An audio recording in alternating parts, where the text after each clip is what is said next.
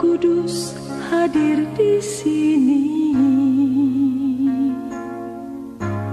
mengalir di Warta Jemaat Minggu 31 Mei 2020.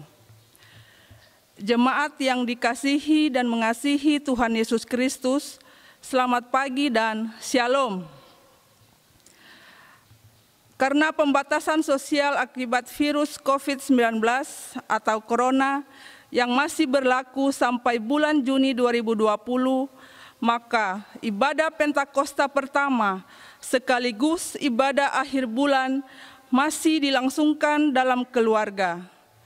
Meski ibadah hanya dalam rumah setiap keluarga dan bukan di dalam gereja, tetapi jangan mengurangi suasana, terutama makna peribadahan. Dengan iman kita yakin bahwa Tuhan hadir dalam ibadah kita saat ini. Dan untuk itu, mari kita menikmati ibadah Minggu pagi ini bersama-sama dalam keluarga kita masing-masing. A. Nats pembuka. Jawab Yesus kepadanya, "Apa yang kuperbuat engkau tidak tahu sekarang, tetapi engkau akan mengertinya kelak." Yohanes 13 ayat 7. B. Pengumuman-pengumuman. Yang pertama, ibadah-ibadah. A. Ibadah-ibadah dalam jemaat, baik minggu pagi, keluarga dan unsur dalam minggu berjalan, dilaksanakan di masing-masing keluarga.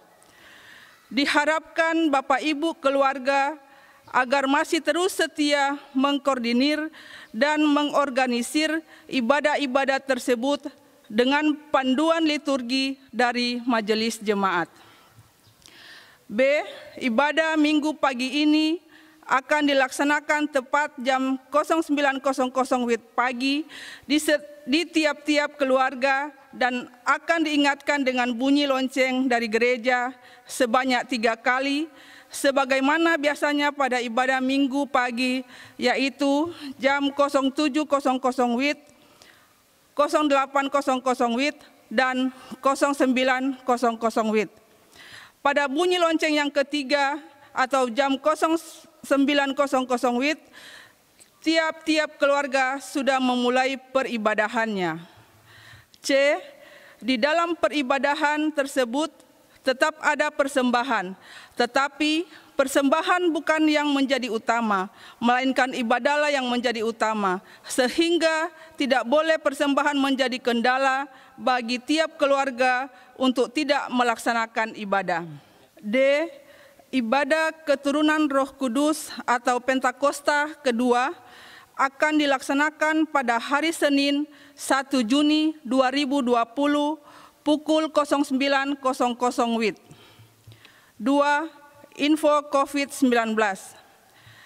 Tim COVID-19 GKI Kanaan Perumnas 4 telah melaksanakan penyemprotan desinfektan ke setiap rumah warga Perumnas 4, perumahan kehutanan dan perumahan bumi asri Husada atau BAH pada hari Kamis 28 Mei 2020.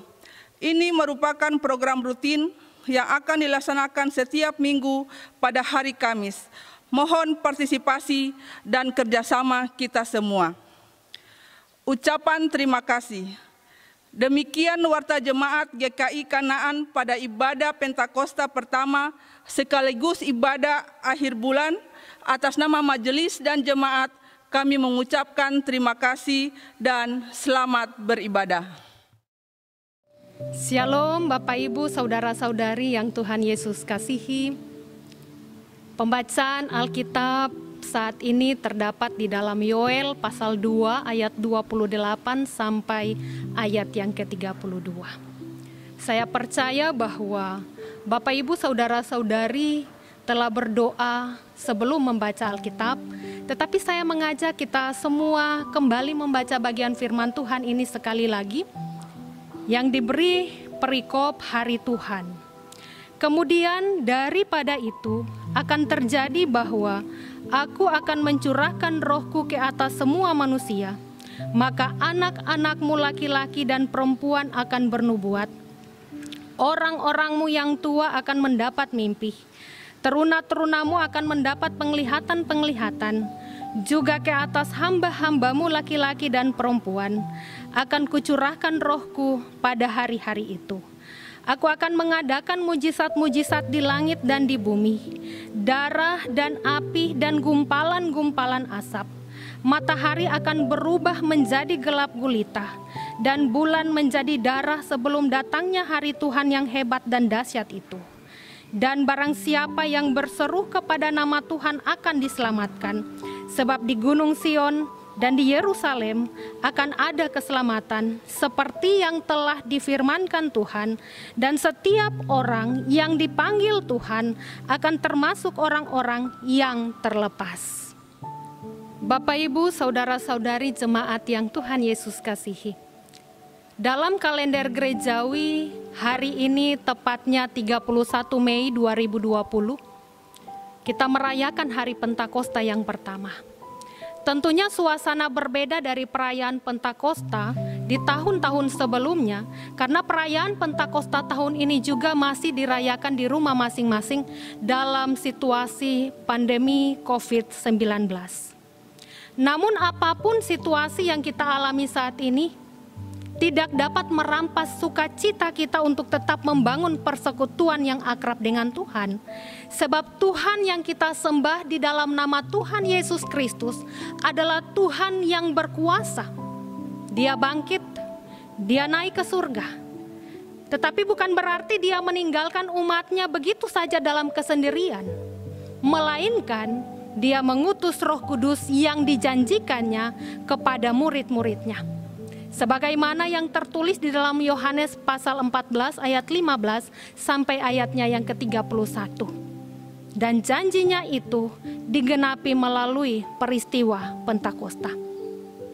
Sebelum kita merenungkan isi pembacaan firman Tuhan, saya mengajak kita semua untuk mengetahui dengan jelas arti Pentakosta yang kita rayakan saat ini.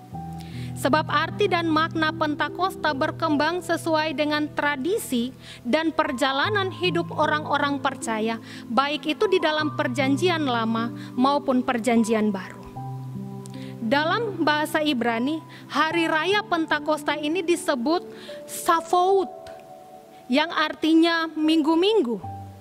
Karena di dalam perjanjian lama, hari Pentakosta itu adalah hari raya pengumpulan panen atau perayaan pengucapan syukur atas hasil panen gandum, yang mengingatkan bahwa Tuhan telah memberikan berkat-berkat yang melimpah dalam kehidupan umatnya.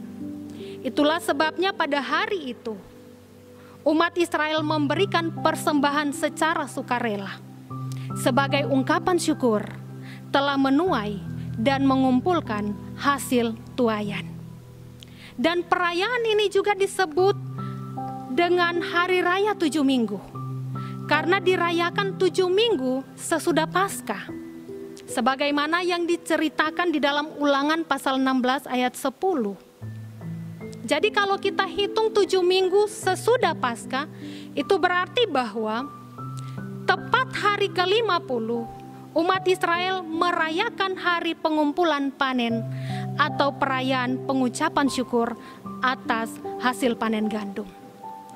Sedangkan di dalam perjanjian baru, Pentakosta dalam bahasa Yunani artinya hari ke-50. Peristiwa ini dirayakan berkaitan dengan turunnya Roh Kudus. Sebagaimana yang diceritakan di dalam Kisah Para Rasul 2 ayat 1 sampai ayat yang ke-40. Dan disebut Pentakosta karena peristiwa itu terjadi 50 hari setelah Paskah atau kebangkitan Tuhan Yesus Kristus. Dari sejarah perayaan Pentakosta mau mengingatkan kita bahwa rasa sukacita dan rasa syukur kepada Tuhan harus tetap ada di dalam hati setiap orang percaya. Karena Tuhan telah memelihara hidup kita dengan kasih-Nya. Dan kuasa Roh Kudus selalu hadir untuk menolong dan menguatkan kita untuk melewati situasi saat ini. Bapak, Ibu, saudara-saudari jemaat yang Tuhan Yesus kasihi. Di hari Pentakosta ini pembacaan Alkitab terdapat di dalam Yoel pasal 2 ayat 28 sampai ayat yang ke-32. Sebagaimana yang telah ditentukan oleh Sinode GKI di Tanah Papua, menjadi perenungan bagi kita semua di hari Pentakosta yang pertama ini. Pembacaan ini juga merupakan bagian yang dikutip oleh Petrus saat dia berkhotbah dalam peristiwa turunnya Roh Kudus ke atas murid-murid dan juga orang-orang percaya pada saat itu. Kisah Para Rasul pasal 2 ayat 17 sampai 21 menceritakan hal ini.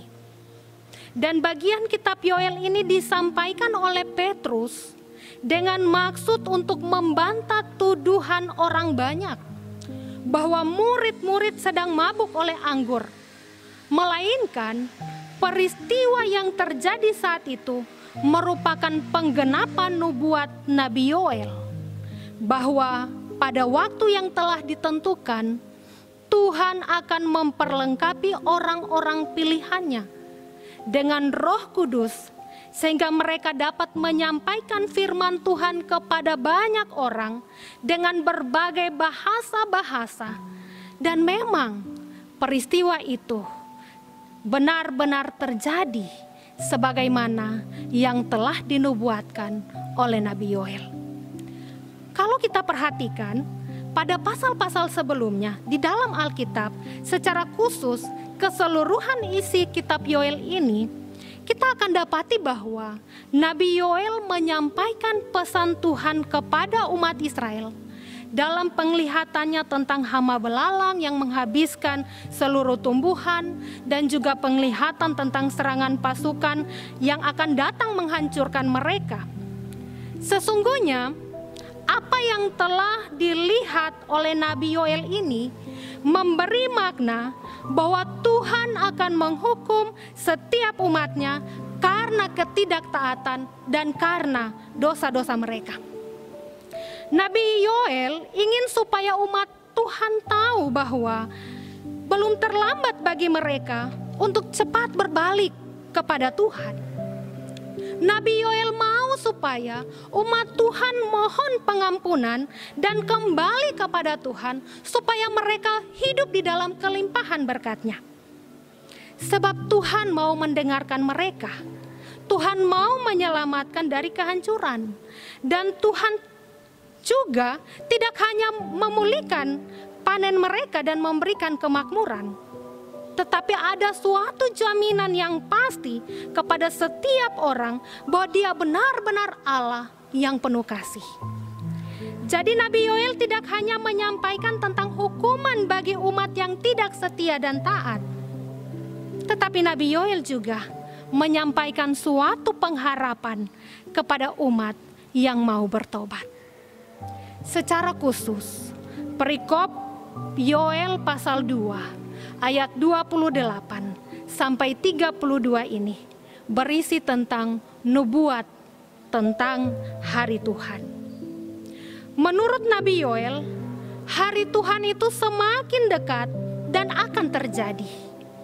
Nubuat ini juga telah disampaikan oleh Nabi Yoel supaya setiap orang dapat mengetahuinya dan menjaga kehidupannya untuk terus setia melakukan kehendak Tuhan. Nabi Yoel menyampaikan bahwa ada beberapa peristiwa yang akan terjadi menjelang hari Tuhan, di antaranya turunnya Roh Kudus ke atas semua manusia. Dari Alkitab kita ketahui bahwa Roh Kudus adalah pribadi Allah itu sendiri yang telah ada sebelum dunia ini diciptakan.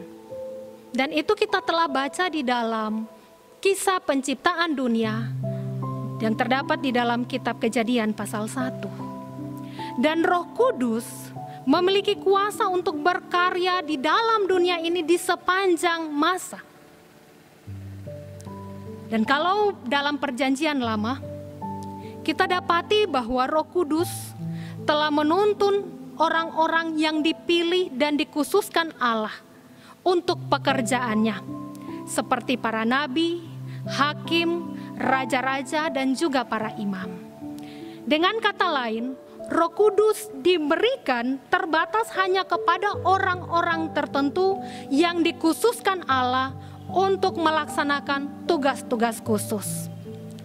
Tetapi di dalam nubuatnya, Nabi Yoel menyampaikan bahwa pada waktu yang telah ditetapkan, Roh Kudus tidak lagi diberikan terbatas kepada orang-orang tertentu saja, tetapi Roh Kudus akan turun ke atas semua orang tanpa kecuali. Kepada semua orang, baik itu laki-laki, perempuan, anak-anak, orang muda, sampai orang tua. Juga orang-orang yang dianggap rendah, yaitu para hamba, juga menerima kuasa Roh Kudus. Karena semua orang sama di mata Tuhan dan di hadapan sesama. Dan pekerjaan Roh Kudus mampu mengubah kehidupan manusia untuk mempunyai hubungan yang lebih akrab, yang lebih dekat dengan Allah. Karena pekerjaan Roh Kudus memperlengkapi setiap orang dengan berbagai karunia, baik itu nubuat dan lain-lain sebagainya. Yang kedua, Nabi Yoel katakan bahwa menjelang hari Tuhan itu akan terjadi peristiwa-peristiwa dahsyat sebagai tanda yang akan terjadi di langit dan di bumi. Darah, api, gumpalan asap, matahari akan berubah menjadi gelap gulita, dan bulan menjadi darah. Peristiwa ini bukan peristiwa biasa-biasa saja. Namun peristiwa ini terjadi begitu hebat dan dahsyat yang melebihi kekuatan, kekuasaan, dan kemampuan manusia. Dan peristiwa itu mengakibatkan kebinasaan bagi semua makhluk termasuk manusia.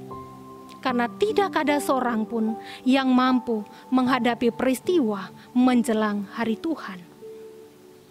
Bapak Ibu saudara-saudara yang Tuhan Yesus kasihi, memang nubuat yang disampaikan oleh Nabi Yoel tentang hari Tuhan begitu menakutkan.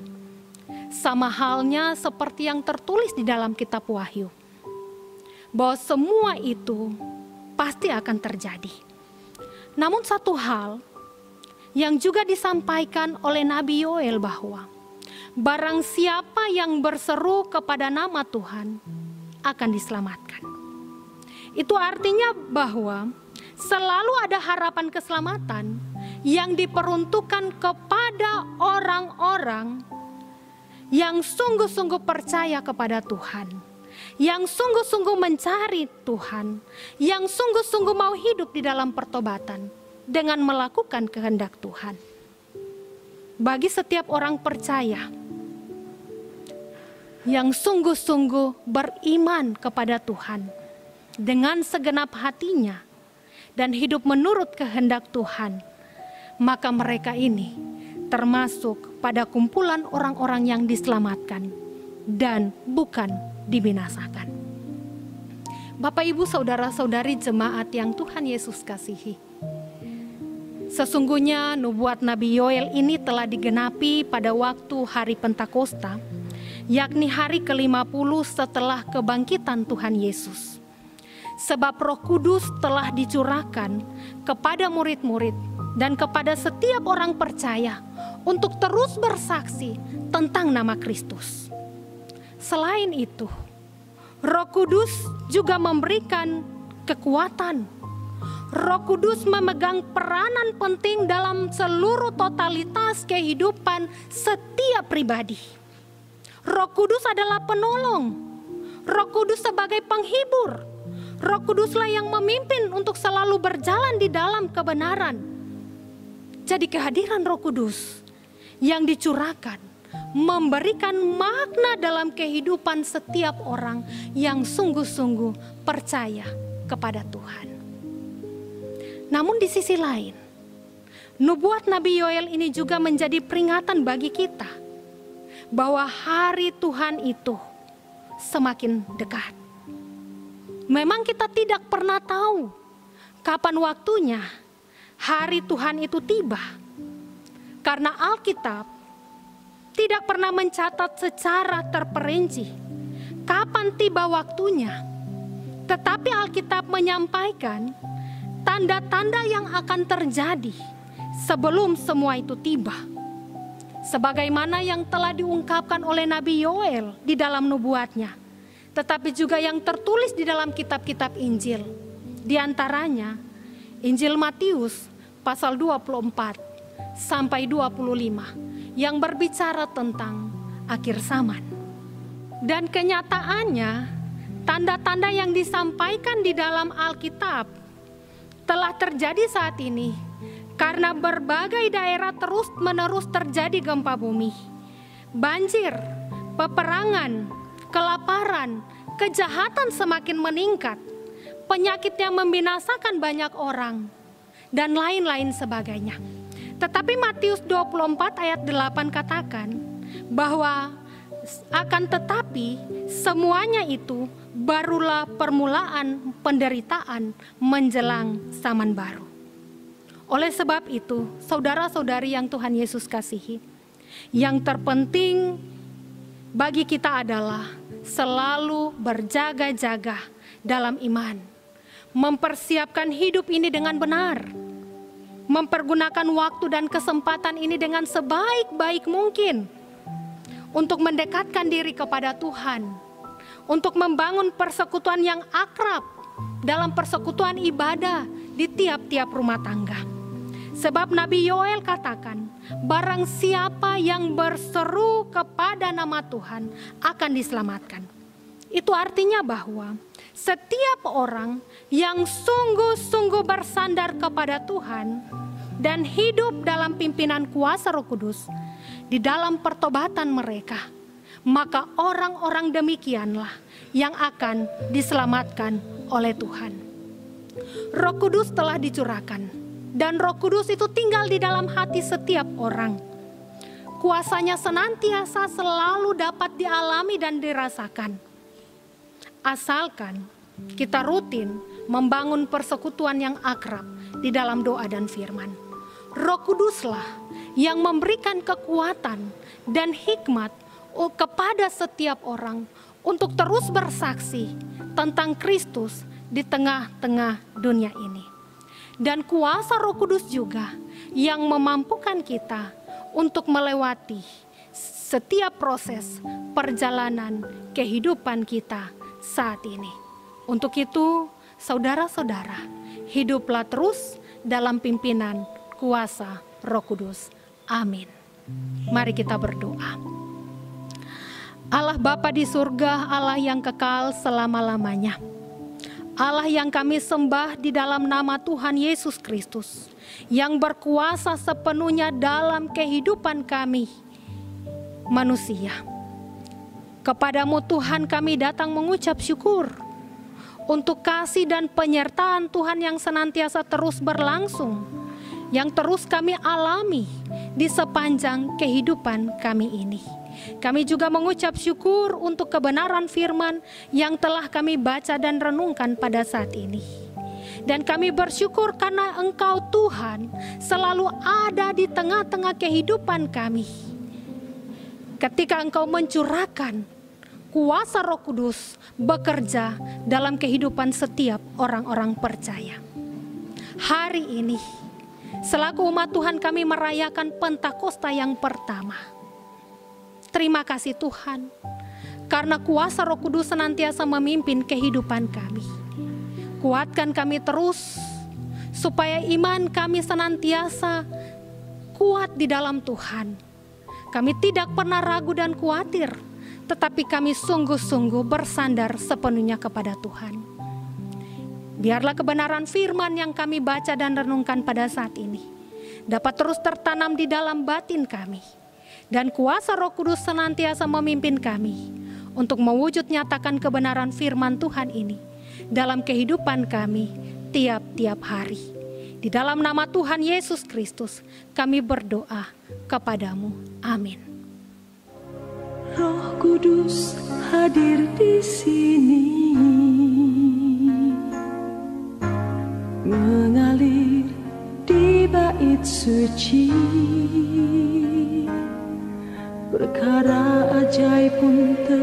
terjadi, kuasa mujizat nyata, karena Roh Allah sedang bekerja.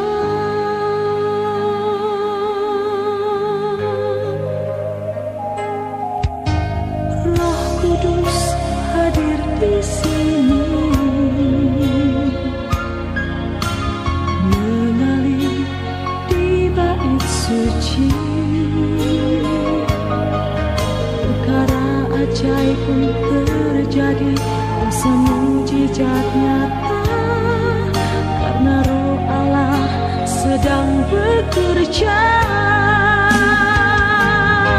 Tiada yang mustahil dan tiada yang sukar bila Roh Allah turut bekerja. Tiada yang mustahil bagi orang percaya, karena Roh Allah turut bekerja di antara kita.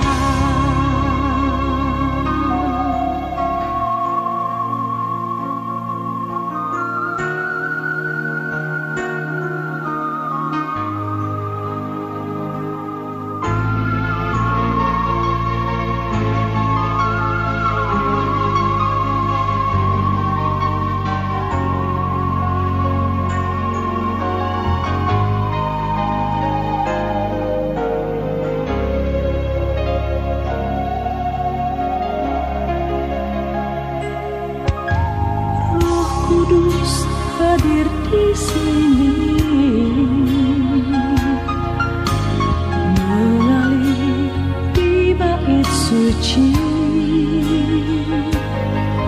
Perkara ajaib pun terjadi, kuasa mujizat nyata, karena Roh Allah sedang bekerja.